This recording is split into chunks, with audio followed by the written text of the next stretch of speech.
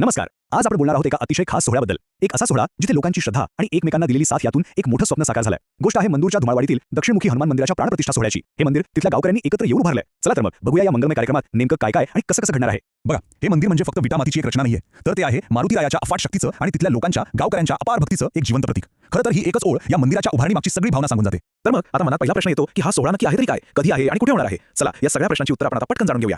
तर हा जो कार्यक्रम आहे ना, तो आहे मूर्ती प्रतिष्ठापना आणि कलशारोहण सोहळा. आता याचा अर्थ काय, म्हणजे बघा, फक्त मूर्ती ठेवली जाणार नाहीये, तर विधिवत मंत्रोच्चार करून त्या मूर्तीमध्ये देवत्व आणलं जाईल, तिची प्राणप्रतिष्ठा केली जाईल आणि सोबतच मंदिराच्या शिखरावर जो पवित्र कळस असतो तो सुद्धा बसवला जाईल. म्हणजे एक परिपूर्ण सोहळा आहे. ह्या तारखा सगळ्यांनी लक्षात ठेवा. 2 आणि 3 एप्रिल 2026 हे 2 दिवस या मंगलमय सोहळ्यासाठी नक्की राखून ठेवा. आणि हा सगळा पवित्र सोहळा कुठे होणार आहे, तर निसर्गरम्य मंदूर गावातील धुमाळवाडी, जिथे हे सुंदर भव्य मंदिर दिमाखात उभं आहे. चला आता आपण कार्यक्रमाच्या तपशिलात जाऊया. पाहूया की पहिल्या दिवशी म्हणजे गुरुवारी 2 एप्रिलला नेमकं काय काय असणार आहे. तर दिवसाची सुरुवातच होणार आहे एका भव्य मिरवणुकीने. सकाळी 8 ते 10 हनुमानाची मूर्ती आणि तो पवित्र कळस संपूर्ण गावातून फिरवला जाईल. यानंतर 10 ते 12च्या दरम्यान वास्तुशांती आणि होमहवन होईल, ज्यामुळे मंदिराचं शुद्धीकरण होईल. आणि मग तो क्षण येईल ज्याची सगळेजण आतुरतेने वाट पाहत आहेत. दुपारी ठीक 12 ते 1 या शुभ मुहूर्तावर मूर्तीचा अभिषेक करून तिची प्राणप्रतिष्ठा केली जाईल. पहिला दिवस तर प्रतिष्ठापनेचा आहे, पण दुसरा दिवस म्हणजे शुक्रवार 3 एप्रिल हा खऱ्या अर्थाने उत्सवाचा आणि आनंदाचा असणार आहे. पाहूया या दिवशी कोणकोणते कार्यक्रम ठेवले आहेत. दुसऱ्या दिवसाची सुरुवातच अगदी मंगलमय होणार आहे. सकाळी 8 ते 10 या वेळेत पवित्र ज्ञानेश्वरीचं पठण होईल, जे संपूर्ण वातावरण भक्तिमय करून टाकेल. त्यानंतर 10 ते 11 या वेळेत मंदिराच्या शिखरावर जो कळस बसणार आहे त्याचा अभिषेक केला जाईल. आणि मग 11 ते 12च्या मुहूर्तावर कळस स्थापना होईल आणि मंदिराचं बांधकाम खऱ्या अर्थाने पूर्णत्वाला जाईल. कळस स्थापनेचा आनंद साजरा करण्यासाठी दुपारी 12 ते 1 दरम्यान महाआरती होईल.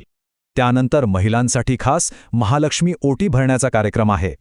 आणि मग वेळ होईल महाप्रसादाची. 12 ते 1 दरम्यान महाआरती होईल. त्यानंतर महिलांसाठी खास महालक्ष्मी ओटी भरण्याचा कार्यक्रम आहे.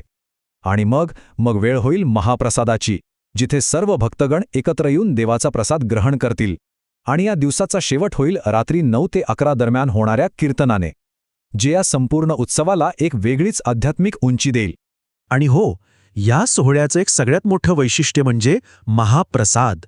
अहो साधासुधा नाही, तब्बल 5 तास. बरोबर ऐकलत, 5 तास. म्हणजे दुपारी 2 वाजल्यापासून थेट संध्याकाळी 7 वाजेपर्यंत आलेल्या प्रत्येक भाविकासाठी महाप्रसादाची सोय आहे. यावरूनच आपल्याला कल्पना येते की तिथल्या लोकांची एकजूट आणि त्यांचं मन किती मोठं आहे. हे तर झालं कार्यक्रमाचं संपूर्ण वेळापत्रक. पण ज्यांनी हा सगळा घाट घातला आहे, ज्यांनी हे आयोजन केलं आहे, त्यांना आपल्याला सर्वांना काहीतरी सांगायचं आहे. या भव्य दिव्य सोहळ्याचे आयोजक कोणी 1-2 व्यक्ती नाहीत, तर धुमाळवाडी, पाटीलवाडी आणि मंदूरचे सगळे ग्रामस्थ आहेत. हीच तर या कार्यक्रमामागची खरी ताकद आहे, सर्वांची एकजूट आणि सामूहिक श्रद्धा. आणि शेवटी आयोजकांचा एकच विनम्र संदेश आहे, जो थेट मनाला भिडतो, की आपली उपस्थिती हीच आमच्यासाठी परमपूज्य देवतांची सेवा आहे. यापेक्षा सुंदर आणि मनापासून दिलेलं निमंत्रण दुसरं असूच शकत नाही, नाही का? चला तर मग आपण सगळ्यांनी या ऐतिहासिक सोहळ्याचे साक्षीदार बनूया आणि मारुतीरायाचा आशीर्वाद घेऊया.